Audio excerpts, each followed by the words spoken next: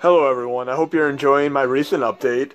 In the interim, before I release yet another update, most likely tomorrow, I'm going to cover two user requests. One of which is running controls with Legend of Mana.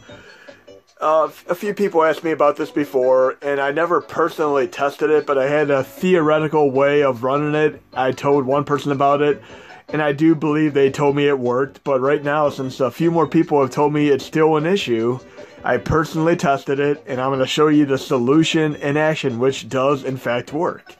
So I'm going to load up Legend of Mana right now.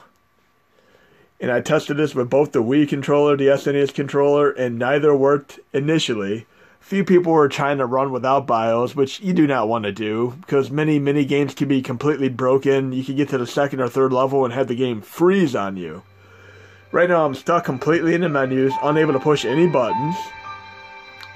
It's like, yay, the game works, but I can't play it. What now? Well, you're going to go into RetroArch options, quick menu, options. Right here where it says pad 1 type, you're going to simply change this to analog. And then I'm going to quit RetroArch completely. And then I'm going to reload the game.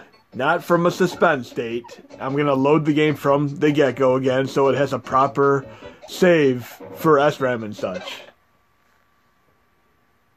And I'm still using the same controller with that new setting that I applied.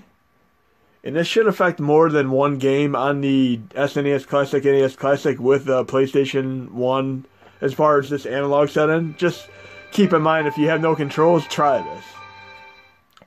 I am officially able to push buttons now and get in game. We're good to go.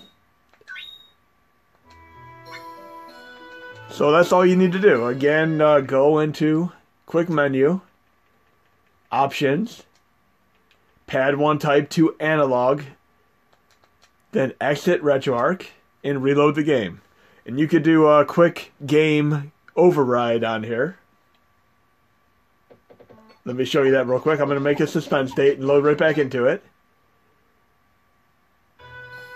You could go into quick menu and save core override or save game override. In this case, I would do save game override.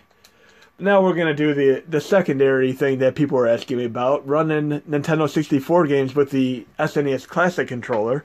So I'm going to shut the system down and plug in the SNES Classic controller real fast.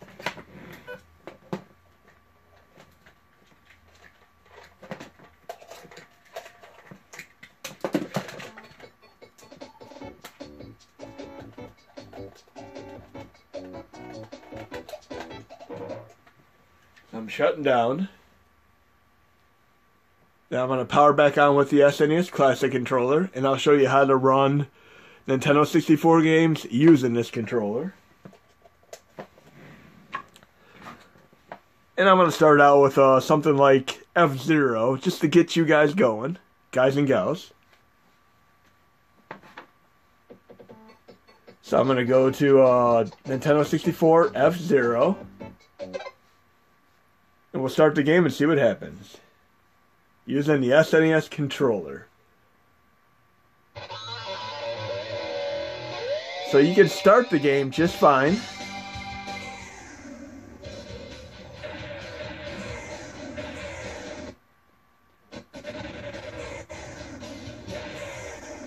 And we're in game, and let's see what happens.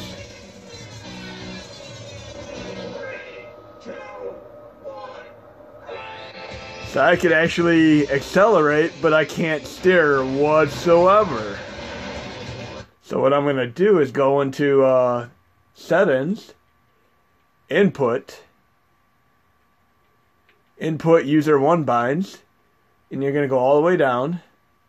And these are going to be different depending on which controller you have plugged in.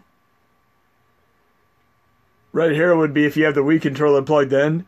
This would be the analog and such. So I'm simply going to click this. And I'm also going to show you how to recover from this if you mess up. But I'm going to just click the A button on my controller.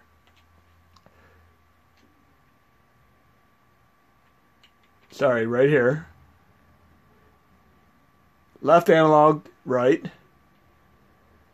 User 1 control stick X, left. control stick Y, down, control stick Y, up. So the control stick for X, X, Y, Y, you need to have right, left, down, and up. And then we're going to resume the game.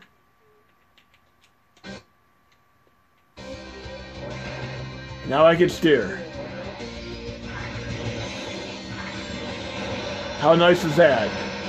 So I just basically remapped the axis for the analog. And I've been playing around with doing this for GoldenEye. I'm going to try to have a pretty optimal solution for GoldenEye as well. But for the most part, you're going to be able to play a ton of Nintendo 64 games using just your SNES Classic controller. And yes, these input bindings will save.